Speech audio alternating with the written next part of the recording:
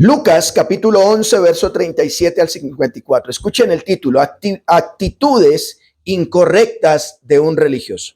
Leamos. Luego que hubo hablado, le rogó a un fariseo que comiese con él, y entrando Jesús en la casa, se sentó a la mesa.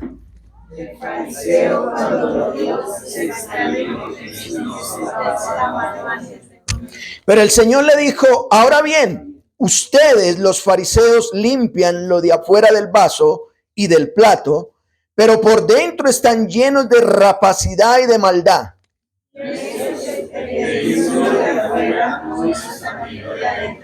Pero dad limosna de lo que tenéis, y entonces todo será limpio.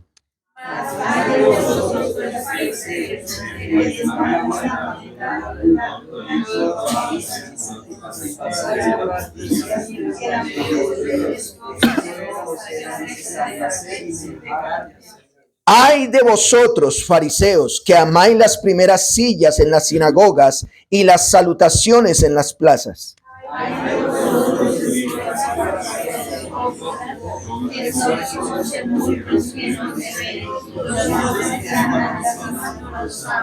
Respondiendo uno de los intérpretes de la ley, le dijo: Maestro, cuando dices esto, también nos afrentas a nosotros.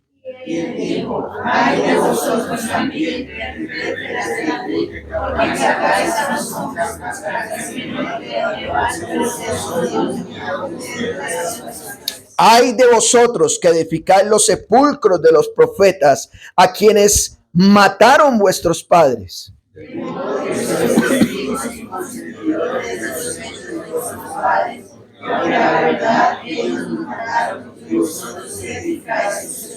Por eso la sabiduría de Dios también dijo: les enviaré profetas y apóstoles, y de ellos a unos matarán y a otros perseguirán.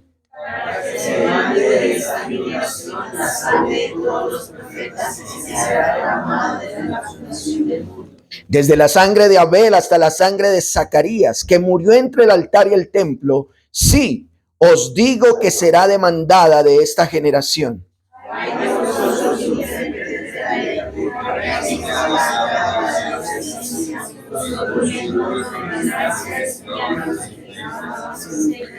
Diciéndoles él estas cosas, los escribas y los fariseos comenzaron a estrecharle en gran manera y a provocarle a que hablase de muchas cosas.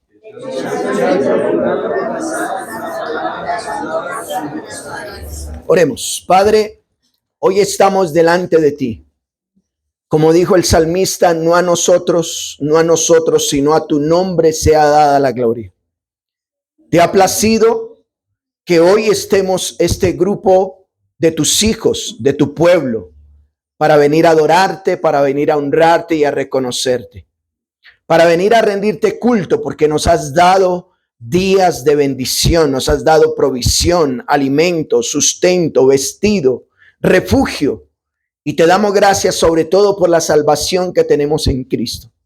Hoy hemos venido aquí a congregarnos tal como dice la Escritura, para poder reconocer que si somos lo que somos y tenemos lo que tenemos es por ti, así que tuya es la gloria. Padre, ahora entendemos que aunque no te vemos, tú estás aquí. Tú hablas por medio de tu palabra. Te pedimos que nos bendigas, que esta tu palabra nos sacie, que esta tu palabra nos traiga esperanza, que esta tu palabra nos traiga fortaleza en lo que estamos viviendo. Y sobre todo los creyentes, te pedimos que si hay alguien en medio nuestro que no te conozca, que venga y proceda al arrepentimiento, porque te lo pedimos en Cristo Jesús. Amén. Tome su lugar, por favor. Antes de explicar estos versículos, como usted y yo ya, algunos me han venido siguiendo, ya llevamos año y medio que estamos exponiendo el libro o el Evangelio de Lucas. Y empezamos en Lucas capítulo 1, verso 1, y de manera expositiva ya vamos en el capítulo 11. Imagínense, versículo, pero ya llevamos año y medio enseñando el Evangelio de Lucas.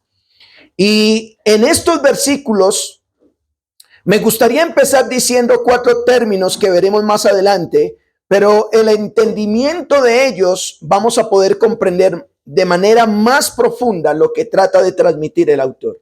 Lucas es un historiador, Lucas es un médico que se ha tomado la tarea de decir, yo voy a escribir esto para que crean que este Jesús, el hijo de María y José, es Dios, no es simplemente un hombre.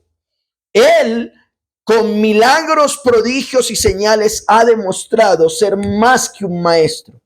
Y como lo he dicho en varias enseñanzas, desconocer hasta este punto de que Jesús, hijo de María y José, el Nazareno, él es Dios, muy seguramente no habría otra opción que Dios pudiera hacer para con nosotros. Lucas lo ha demostrado.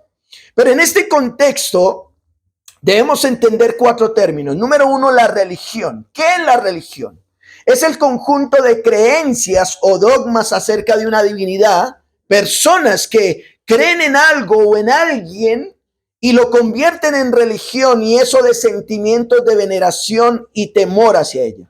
Es decir, una religión viene de aquellas personas que veneran a algo o a alguien, y de tal manera que eso de manera individual o social lo van a convertir en prácticas rituales. De esta manera lo hacen a través de oraciones o sacrificios para darle culto. Apelo yo a una religión, por lo general, es aquella que dice tener la verdad absoluta. Una religión es aquella que dice todos están mal, menos nosotros. Eso es una religión. Y hace que sus seguidores se comprometan a cumplir ciertos requisitos que benefician por lo general a la entidad o a la persona que están adorando. No beneficia a las personas, sino que beneficia a la entidad. Así que teniendo claro que es una religión, miremos también qué es fariseos. Fariseos. Los fariseos era un grupo religioso muy estricto. Usted va a encontrar en la Biblia un grupo religioso llamado los fariseos. En este texto que leímos encontramos los fariseos. Ellos observaban muy detenidamente y estrictamente la ley mosaica, la ley de Moisés. Entre sus creencias más conocidas estaban la resurrección de los muertos. Recuerden que estaban los saduceos y estaban los fariseos, 2 sectas bien especiales en la época del Señor Jesús. Y en una de ellas el Señor los pone a pelear entre ellos porque dice, el apóstol Pablo también dice, oiga, me están juzgando porque yo creo en la resurrección de los muertos. Bueno, los fariseos creían que los muertos resucitan, creen en la divina providencia, en el libre albedrío, y ellos creen en los ángeles, los religiosos. También ellos defendían muy profundamente la ley moral de Dios. La ley moral de Dios, ellos la defendían a capa y de espada, ¿cierto? Al contrario de los saduceos, no habían sacerdotes entre fariseos, se oponían a la influencia extranjera sobre Palestina. Quiero aclarar algo. Estoy hablando de religión, estoy hablando de fariseos, porque el Señor Jesús en este texto no se está enfrentando a cualquier persona. Fariseos. Habían otros que eran los escribas. ¿Quiénes eran los escribas? Eran expertos en el estudio de la ley de Moisés. La Torá, que se conoce como la Torá. Al principio esta ocupación pertenecía a los sacerdotes, pero Esdras era un sacerdote, pero también un escriba. Vea, eran tan estrictos. Hoy en día tenemos la imprenta y estamos beneficiados. Pero en ese tiempo, por ejemplo, si querían solo escribir una página de las escrituras, los escribas eran tan expertos que contaban letra por letra, porque ellos temían equivocarse. Ellos eran los encargados de escribir y luego de hacer una copia de la que habían hecho, así que contaban letra por letra para no equivocarse. Ellos mismos tenían un celo por la palabra de Dios y eran eminentes en lo que hacían. La principal actividad del escriba era el estudio que nada debería distraer. La aparición de los escribas se puede fechar después del exilio, después de los 70 años de esclavitud.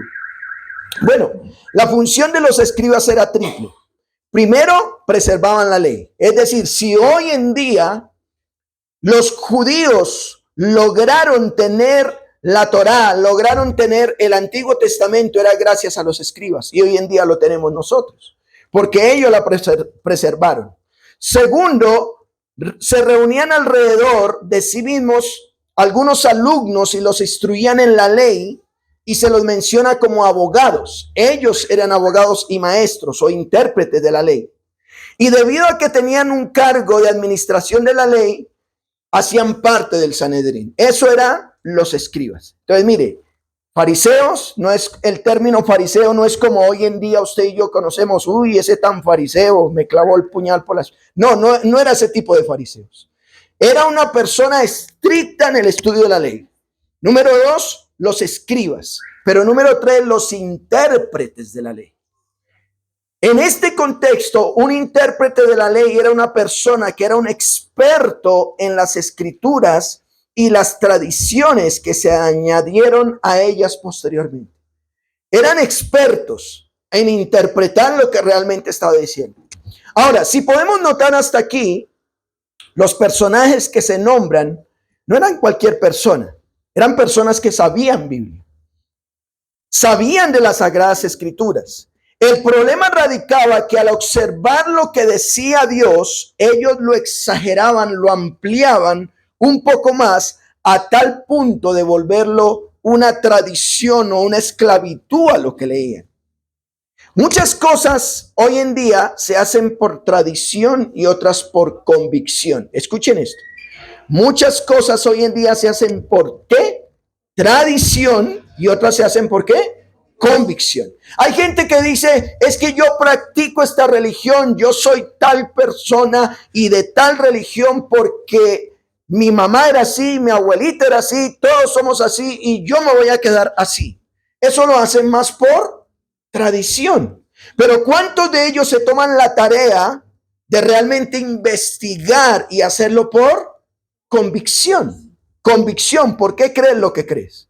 Para colocar una pequeña aplicación, hoy en día se debe entender que hay cosas que se hacen o no se hacen por temas de salud o no dañar a algún hermano, pero cuando lo que hacemos no es bíblico, pero lo exigimos, esto se convierte en una religión. Me gustaría colocar un ejemplo personal. Comer carne de cerdo, ¿sí? Voy a poner ese ejemplo, ojalá y no me meten problemas. O comer, carne de cerdo. Puse aquí carne de cerdo, lo subrayé. El Antiguo Testamento dice que no hay que comer carne de cerdo. Y algunos de ustedes ya me están pelando los ojos. La Biblia dice que no hay que comer carne de cerdo. Pero cuando vamos al Nuevo Testamento, el Nuevo Testamento deja claro que todos los alimentos son bendecidos por Dios. Lo que yo digo es que de manera personal, cuando yo voy y merco, yo no compro carne de cerdo. No invierto en carne de cerdo. Pero no lo hago por religión. Lo hago porque para mi cuerpo es saludable no comer carne de cerdo. Y se ha comprobado que la carne de cerdo tiene una bacteria que ataca el cerebro a futuro. Así que como yo sé eso, no por religión, sino por un tema físico de salud, pues simplemente en lo posible no como carne de cerdo. Ahora, si usted me invita y me sirve carne de cerdo, pues yo la como. Oro a Dios, tal como dice la Escritura, Señor, tú eres quien bendice los alimentos, yo me lo tomo en acción de gracias y lo como. Pero mientras yo pueda, en mi casa, ¿qué pasa? No hay carne de cerdo. Sí me estoy explicando. Pero una vez más, hay que saber que yo lo hago por convicción y no por tradición o por religión, ¿cierto? No por religión. Yo procuro no comer carne de cerdo. ¿Están comprendiendo lo que digo? Ahora, a los creyentes se nos demanda no hacer las cosas por lo que otros hacen. Ah, es que él se viste así, me visto así.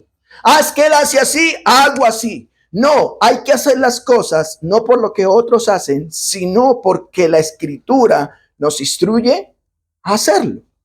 Así que teniendo claro esto, les dije a ustedes que me gustaría hablarles bajo el título, ¿cuál era? Actitudes incorrectas de un religioso. ¿Cuál es el título? Dios ha establecido en su palabra la forma en que debemos acercarnos a Él. Mire, la Biblia tiene suficientes argumentos para decir cómo debemos acercarnos a Él. No solamente de palabras, sino de obras, ¿cierto? La forma de vestir, todo nos dice la palabra. Y la forma en que debemos vivir para Él. Pero cuando queremos agregar más allá de lo que las Escrituras dicen, es cuando nuestra convicción se convierte en religión. Escuchen.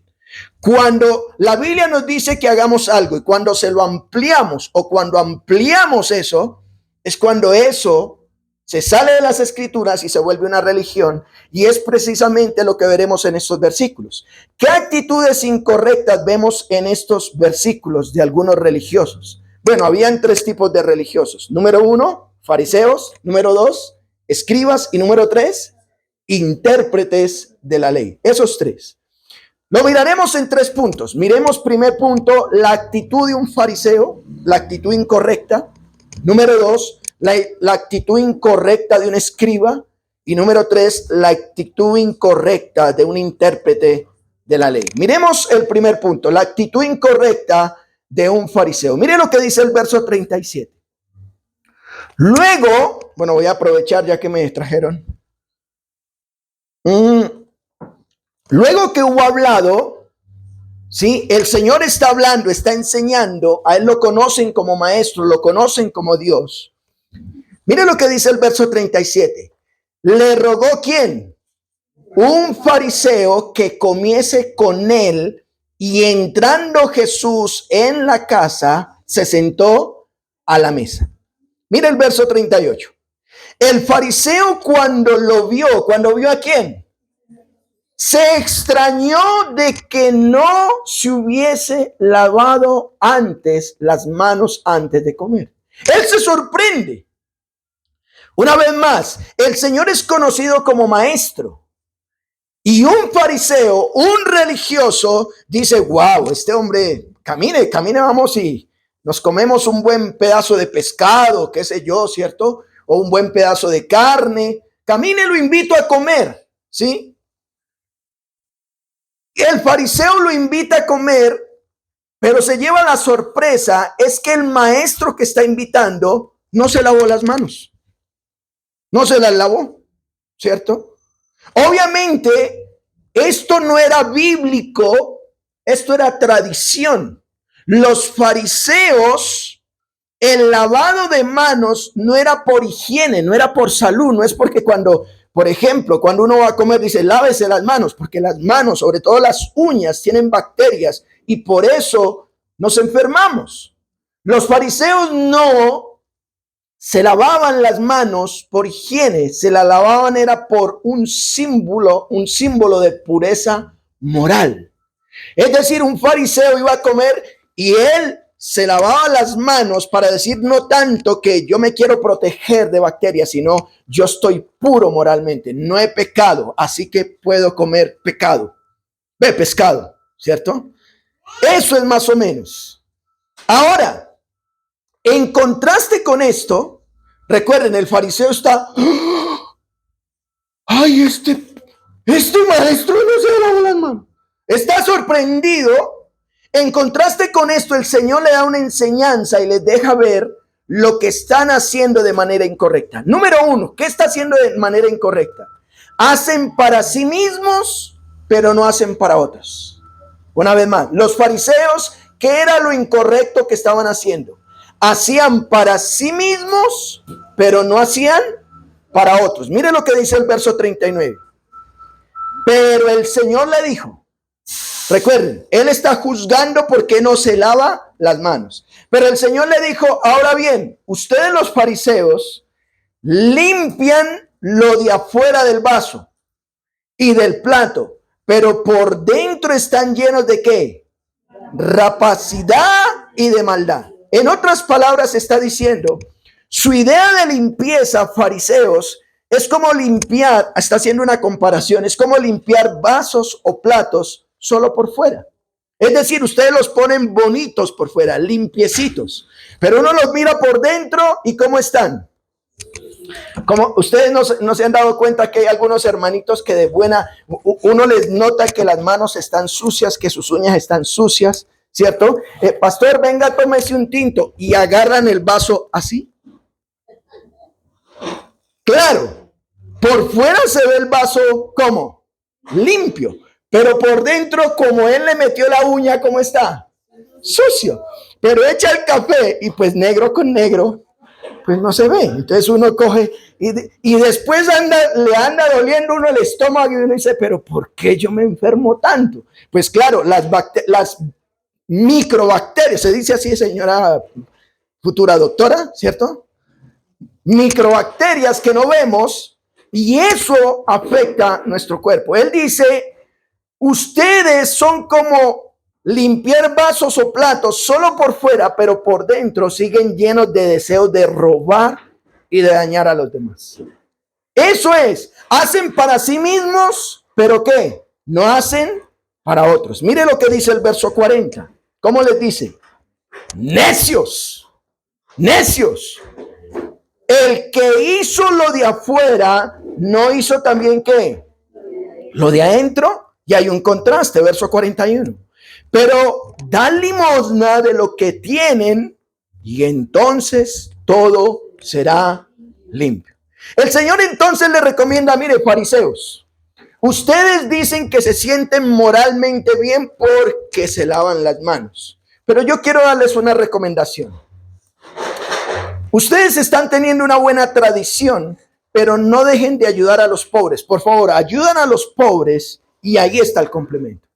No simplemente se crean más santos, más puros que otros porque, voy a exagerar aquí, porque se visten de tal manera, porque hablan de tal manera, o en este caso específico, porque se lavan las manos.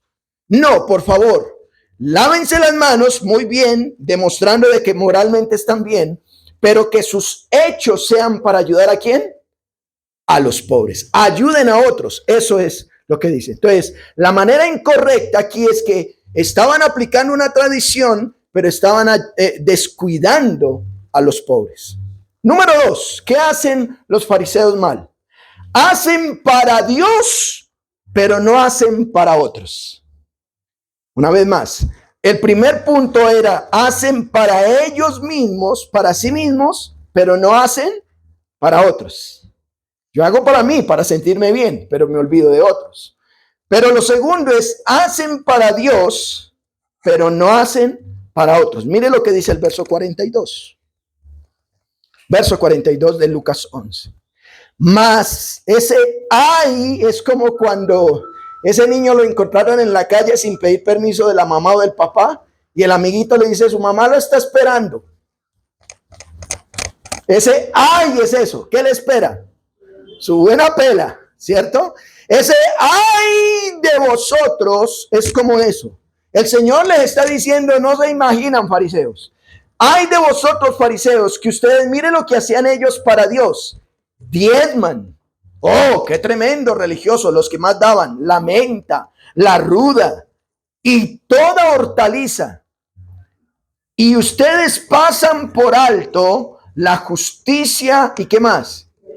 Es decir, ellos están haciendo para Dios. Cuando se recogen las ofrendas, ustedes, mejor dicho, traen el diezmo, fariseos. Ustedes traen el diezmo de la menta, de la ruda. Son expertos en dar, pero no tratan a la gente con justicia y se olvidan del amor de Dios. Cuando no se trata con justicia al prójimo, escuchen bien esta frase. El prójimo, que es la representación de Dios sobre esta tierra. Recuerden que el ser humano es la máxima expresión de Dios sobre esta tierra. Recuerden que los seres humanos somos creados ¿cómo? A imagen y semejanza. Los animales no son creados a imagen y semejanza. Las plantas no son creados a imagen y semejanza. Pero el ser humano es creado a imagen y semejanza. Es decir, lo más parecido a Dios somos nosotros. Así que en ese sentido, cuando se trata con justicia a la creación más parecida a Dios, de esta manera, cuando no lo trato de esa manera, no estoy amando a Dios, es lo que está diciendo. el apóstol Juan dijo estas palabras: ¿cómo puedo yo decir que amo a Dios y no amo a quién? A mi prójimo. ¿Cómo puedo decir, tú amas a Dios, pero odias a tu hermano? No. Si amas a tu hermano, estás amando a Dios. Y mire cómo termina diciendo el verso 42. Esto os era ¿qué? Necesario hacer, ¿sin qué? Tú eres una persona que haces para Dios. Eres una persona que da para Dios, que sirve para Dios, que hace muchas cosas para Dios. Sí, pues por favor, no descuides también la justicia y el amor a los hermanos. Porque si tú dices, es que yo hago, tengo, doy, ve a esta iglesia, porque hay algunos así, no, esta iglesita no se sostendría si yo no pongo mi dinero ahí. Bueno, ahí ya no estás. Más que no estás teniendo una actitud de fariseo, que hace hacia Dios, pero no hace para quién, para otros. Y tercero, ¿qué hacen los fariseos mal? Hacen para sentirse superior a otros. En otras palabras, buscan la alabanza de otros. Verso 43, mire lo que dice. ¿Ay de qué? Que amáis las primeras sillas en las sinagogas y las salutaciones ¿en dónde? Mire, ¿qué les encantaba a los fariseos? Los fariseos les encantaban los lugares de honor. Ellos eran estrictos, se vestían de una manera, diezmaban, hacían. Pero ellos cuando llegaban a una sinagoga, bueno, ¿cuál es el mejor puesto? Ahí se sentaban.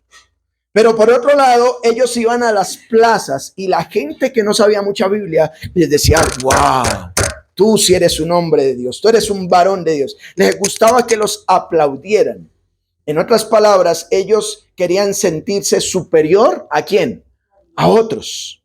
Así que Dios nos exhorta a no tener una actitud incorrecta como la de los fariseos, porque hacen una cosa pero están descuidando ¿qué? La otra. Debemos hacer para Dios, pero también para nuestro prójimo. Ya vimos la actitud incorrecta de un fariseo. Miremos la del escriba, por favor. Verso 44. ¿Cuál es la actitud incorrecta de un escriba? Bueno, sus obras hacen que otros tropiecen. Es decir, su religión, su forma de ver a Dios, su forma de actuar hace que otros tropiecen. Y esa es una actitud de un escriba. Mire lo que ven aquí. Verso 44. Ay de vosotros, ya se va a concentrar no solo en los fariseos, sino en ¿quién? Escribas y fariseos hipócritas. Y les hace una comparación, que son como sepulcros que no se ven y los hombres que andan por encima, ¿qué dice? No lo saben. Mírenme acá, yo quiero aclarar esto. El Señor está comparando la actitud de un escriba, lo que está haciendo, como sepulcros que no tienen lápida. Yo no sé si usted ha ido a un cementerio, ¿cierto? Y de repente está en el funeral de alguien que lo están sepultando y la gente está parada encima de otro sepulcro porque no tiene lápida. Es lo que está diciendo. Ustedes son como esos sepulcros que como no tienen lápida, la gente pisa esos sepulcros. Y bueno, ¿y cuál es el problema? Bueno, el problema es que con respecto a este versículo, me gustaría leerles el comentario de una Biblia de estudio llamada la Diario Vivir. La ley del Antiguo Testamento dice que una persona que tocara un cadáver se consideraba inmunda. Una persona que tocara un cadáver se consideraba como inmunda, según Números 19:16. Jesús acusó a los fariseos de convertir a otros hombres en inmundos por su podredumbre espiritual. Como cadáveres ocultos en la tierra, corrompían a cada persona que entraba en contacto con ellos. Cierro la cita. Mire lo que está diciendo. Una persona que se paraba encima de una tumba sin darse cuenta, según la ley, ¿cómo estaba? Inmundo, porque estaba tocando a un muerto. Así que el Señor dice, algunos de ustedes, escribas, con su actitud, con su forma de ser, están haciendo que otros se contaminen y ni cuenta se están dando. Esa es la actitud. El Señor Jesús dice, ay de aquel que haga tropezar a uno de mis pequeñitos.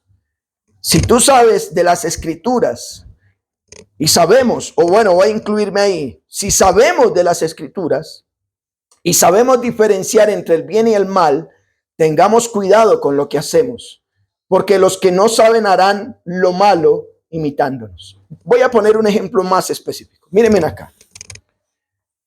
Me voy a meter mucho en problemas. No, poco problema. La Biblia dice que usted se puede tomar una copa de vino. Pablo le recomendó a Timoteo para sus problemas estomacales, tómese una copa de vino, que es saludable. Pero si usted le está predicando a un hombre que era alcohólico, si usted le está compartiendo el evangelio de Cristo a un hombre que tiene debilidad en el alcohol, y usted le dice, no, pues es que es para mi salud, yo me tomo la copa. Y el otro dice, pues si el hermano en Cristo, que es maduro en Cristo, se toma una copa, pues yo también me puedo tomar esta y me tomo esta y pues ya lo estoy viendo doble y lo veo mejor. Y ahí cae. Es decir, tenga cuidado con lo que usted hace. Tenga cuidado con los amigos que usted frecuenta. Porque usted puede ser muy espiritual y muy fuerte, pero si usted frecuenta ese tipo de amigos, el débil en la fe a lo mejor va a frecuentar esos amigos y cae en las garras de esos amigos. ¿Me estoy explicando? Eso era lo malo que estaban haciendo los escribas. Los escribas, su actitud hacía que otros cayeran. Y me pregunto, ¿será que estamos haciendo que otros queden inmundos por nuestra actitud? Así que ya vimos la actitud incorrecta de un fariseo, vimos la actitud incorrecta de un escriba. Ahora miremos la actitud incorrecta de ¿quién sigue ahora? Intérprete de la ley. Intérprete. Mira lo que dice el verso 45. Respondiendo uno de los intérpretes de la ley, le dijo, maestro, cuando dices esto, también nos afrentas ¿qué? A nosotros. Él dice, ellos están diciendo, es maestro, les estás hablando a los escribas, les estás hablando a los fariseos, pero la forma en que estás hablando nos está tocando a nosotros también. Bueno, ¿cuál era la actitud incorrecta de los intérpretes de la ley? Por un lado, ponían cargas a otros que no estaban ellos dispuestos a cargar. Vayan al verso 46. Él les dijo, ¡ay de vosotros que intérpretes de la ley! Porque cargáis a los hombres con cargas que no pueden llevar, pero ustedes ni aun con un dedo, ¿qué? Las tocan. ¿Notan la actitud de un religioso? El religioso dice, vea, voy a meterme más en problemas todavía. El religioso dice, lleguemos puntuales. Y es el que no llega puntual. Hagamos esto, pero no lo hace.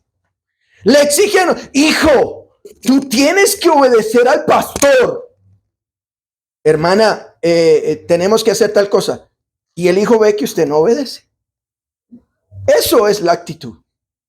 Aquí vemos personas que le ponen cargas a otros que ni ellos están dispuestos a mover ni un dedo.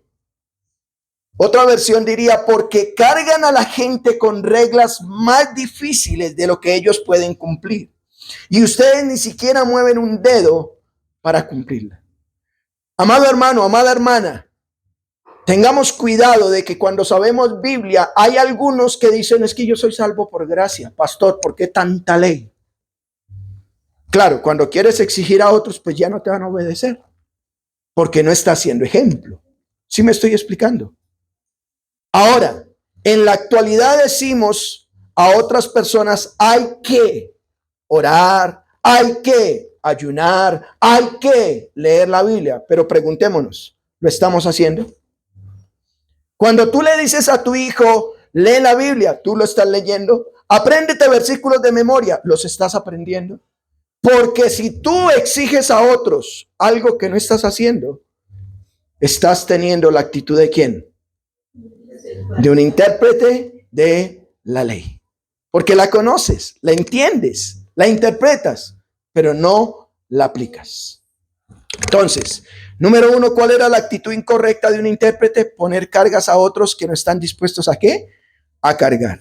Segundo, son partícipes de los pecados de otros. ¿Y por qué dice eso, pastor? Mire lo que dice el verso 47. Ay de vosotros que edificáis los sepulcros de los profetas, a quienes mataron ¿qué? Vuestros padres. De modo que sois testigos y consentidores de los hechos de vuestros padres, porque a la verdad ellos los mataron y ustedes edifican sus sepulcros. Por eso, la sabiduría de Dios también dijo, les enviaré profetas y apóstoles, y de ellos a unos matarán y a otros ¿qué? Perseguirán, para que se demande de esta generación la sangre de todos los profetas que se ha derramado desde la fundación del mundo. ¿Desde cuándo? Desde la sangre de Abel hasta la sangre de Zacarías, que murió entre el altar y el templo. Mire, el verso 51 dice, sí, un rotundo sí, y coma, os digo, se le demandará de esta generación. Observemos otra versión y la leo para poder dar algunas observaciones de este texto. Otra versión dice, pobre de ustedes, porque les construyen tumbas a los profetas que sus antepasados mataron. Miren, expertos. Los intérpretes de la ley decían, ay, esta tumba es para recordar al profeta Isaías. Pero lo que el Señor Jesús dice, ustedes les construyen monumentos a Isaías, pero se olvidan que el que mató a Isaías fue el mismo pueblo de Dios. Así que demuestran que ustedes están de acuerdo con lo que sus antepasados hicieron, porque ellos los mataron y ustedes construyeron sus tumbas. Por esta razón, Dios en su sabiduría dijo, les enviaré profetas y apóstoles, y algunos los matarán y a otros ¿qué? Los perseguirán. Entonces ustedes, los de estos tiempos, dice el Señor, pagarán por la sangre de los profetas que ha sido derramada desde el principio del mundo, desde el asesinato de Abel hasta el asesinato de Zacarías. Zacarías fue asesinado entre el altar y el templo. Sí, les digo, ustedes, los de estos tiempos, pagarán por ellos. En Hechos capítulo 7, verso 51, Esteban, el primer mártir de la iglesia, lleno del Espíritu Santo, dijo estas palabras a los fariseos y a los que lo escuchaban. Duros de cerviz e incircuncisos de corazón y de oídos, ustedes resisten al Espíritu Santo como vuestros padres, así también vosotros. ¿A cuál de los profetas no persiguieron vuestros padres? Esteban está diciendo las palabras del Señor Jesús. Fueron ustedes mismos que persiguieron a los profetas. Es decir, Dios manda personas que los exhorten, manda personas que les digan el camino, manda personas que les lleven a la salvación eterna, pero terminan matándolos. Y voy a hacer un paréntesis aquí. No es lo que hoy en día está pasando con muchas iglesias, que es la misma iglesia la que se encarga que los pastores y los líderes o los diáconos se desanimen. Y luego en conversaciones pequeñas dicen, ay, el pastor sí que hacía cosas buenas. Sí, pero tú no fuiste la chismosa que hizo que él se fuera. Es lo que está diciendo ahí. Ustedes están siendo partícipes al construirle tumbas de algo que sus padres fueron los que los mataron. ¿Sí me estoy explicando? La Biblia Diario Vivir, una vez más, el comentario dice, a través de la historia, a los profetas de Dios se les persiguió y se les asesinó. Pero esta generación rechazaba a alguien que era más que un profeta. Escuchen. La generación pasada mataba a los profetas. En ese momento el Señor Jesús estaba ahí y era más que profeta. ¿Y qué terminaron haciendo con él? Matándolo. Así que rechazan al mismo Dios. Esta referencia no es del Antiguo Testamento. Jesús profetiza un mensaje de Dios. Él es profeta y dice, vea, ustedes construyen ¿cierto? Un monumento al profeta Zacarías, pero no terminaron matándolo sus padres. Bueno, si sus padres lo mataron y ustedes hacen eso, están siendo partícipes. La muerte de Abel y la muerte de Zacarías, ¿por qué estos pecados se adjudican en contra de la generación en particular? Porque rechazó a Cristo en carne, a quien toda su historia y profecía apuntaban. Así que bueno, ¿cuál es la actitud mala que estaban haciendo los intérpretes de la ley? Por un lado ponían ¿qué? Cargas más pesadas, y por otro lado son partícipes de pecados del pasado. Ahora dice el verso 52 que se apropian de la llave del conocimiento acerca de Dios. Mira lo que dice el verso 52. Ay de vosotros, ¿qué dice? Intérpretes de la ley, porque habéis quitado la llave de la ciencia, vosotros mismos no entrasteis, y a las que entraban se lo que. Ustedes no han aprendido y no dejan aprender, en pocas palabras. ¿Saben lo que hicieron los intérpretes de la ley? Las escrituras solo se pueden interpretar por nosotros. Yo recuerdo hace unos años que en la iglesia tradicional católica solo los sacerdotes eran los únicos que podían hablar o interpretar las escrituras. El pueblo solo iba a escuchar. Tanto era así, incluso hubo unas misas que las daban en latín y el sacerdote estaba de espalda. Cuando el pueblo tuvo opción de ir a las sagradas escrituras, pues ya como que abrieron los ojos, ¿cierto? Abrieron los ojos. Oiga, no es lo que él nos decía. Bueno, el apóstol Pablo, si tiene, búsquelo, 1 Corintios 1:22, capítulo 1, verso 22. El apóstol Pablo, con respecto al conocimiento de Dios, ellos, los fariseos, los intérpretes de la ley, dijeron, no, solo nosotros podemos interpretar. Pero mire lo que dice el apóstol Pablo, verso 22 de 1 Corintios 1. Porque los judíos piden ¿qué? Señales, y los griegos buscan sabiduría. Pero nosotros predicamos a Cristo crucificado, para los judíos ciertamente tropezadero, y para los gentiles ¿qué? Locura. Mas para los llamados, así judíos como griegos, Cristo, poder de Dios y sabiduría de Dios. Porque lo insensato de Dios es más sabio que los hombres, y lo débil de Dios es más fuerte que los hombres. Pues mirad, hermanos, vuestra vocación, que no son muchos sabios según la carne, ni muchos poderosos, ni muchos nobles, sino que de lo necio del mundo escogió Dios, ¿para qué? Para avergonzar a los sabios. Y lo débil del mundo escogió Dios para avergonzar a lo fuerte. Y lo vil del mundo y lo menospreciado escogió Dios, y lo que no es, para deshacer lo que es, a fin de que nadie se jacte en su presencia.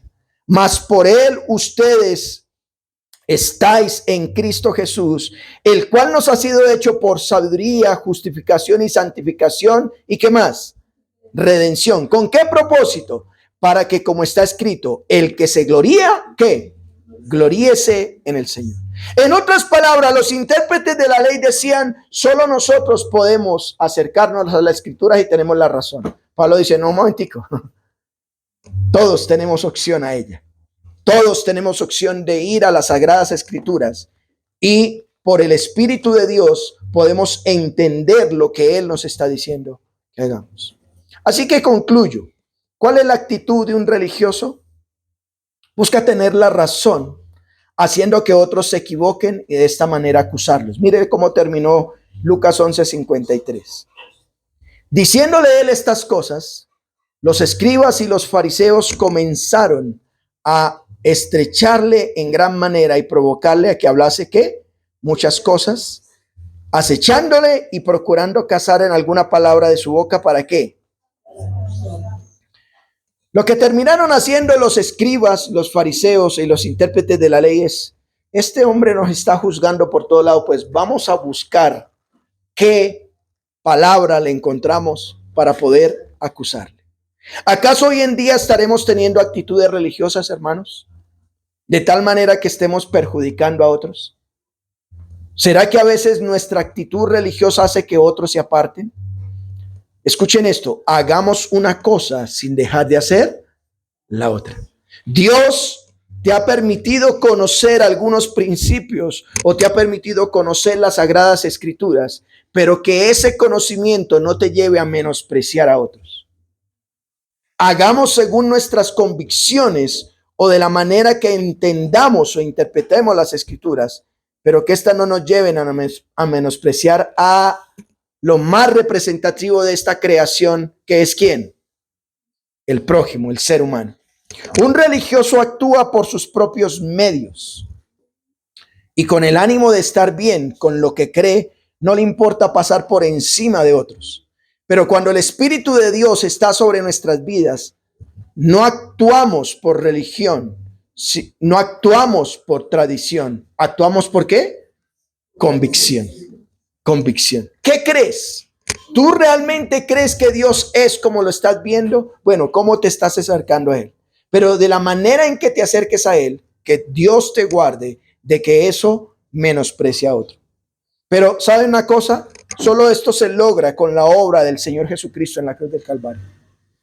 Tú no podrás cambiar la actitud religiosa. Usted y yo no podremos dejar de ser religiosos si es que el Espíritu Santo no viene sobre nuestras vidas. Porque algunos dicen, ay, eso, todo ladrillo, chupaladrillo allá, diezma pastores y allá metidos en la iglesia. Yo no necesito esas iglesias para poder estar bien con Dios. Y toman la otra actitud, ¿cierto? De irreverencia, de irrespeto al Señor, menospreciando al fin y al cabo ¿a quién? Al prójimo. Pero hay otros que a lo mejor estamos dentro y que estando dentro a lo mejor estamos menospreciando al que no quiere estar dentro. Las dos actitudes Dios nos guarde de tener, ¿cierto? Una actitud religiosa. Solo el Espíritu de Dios, por medio de la obra de Cristo en la cruz del Calvario, ¿qué hizo Él? Murió, ¿cierto? Lo golpearon, lo crucificaron, lo mataron, pero al tercer día, ¿qué pasó? Resucitó, después de haber sido entregado a una tumba. Y la Biblia dice que pronto volverá. La pregunta es, ¿crees este mensaje? A Dios la gloria, oremos. Padre, te damos gracias por tu palabra. Ayúdanos, Señor, a no tener una actitud religiosa. Ayúdanos, por favor, a no tener una actitud que menosprecie al prójimo. Actitudes incorrectas de los religiosos son los que han hecho que muchos en la historia no quieran conocer de ti. Pero, Padre, que la convicción que tenemos de ti, por ti y para ti, esto podamos demostrarlo en el amor al prójimo, al vecino, al amigo, al no creyente. Al fin y al cabo, ellos son la representación tuya. Permítenos que podamos hacer conforme a tu palabra. Padre, así sepamos mucho de Biblia, así llevemos mucho en la congregación, que no tengamos esa actitud de menospreciar a otros. Al contrario, ayudarlo para la gloria tuya. Gracias por tu palabra. Oramos en Cristo Jesús. Amén.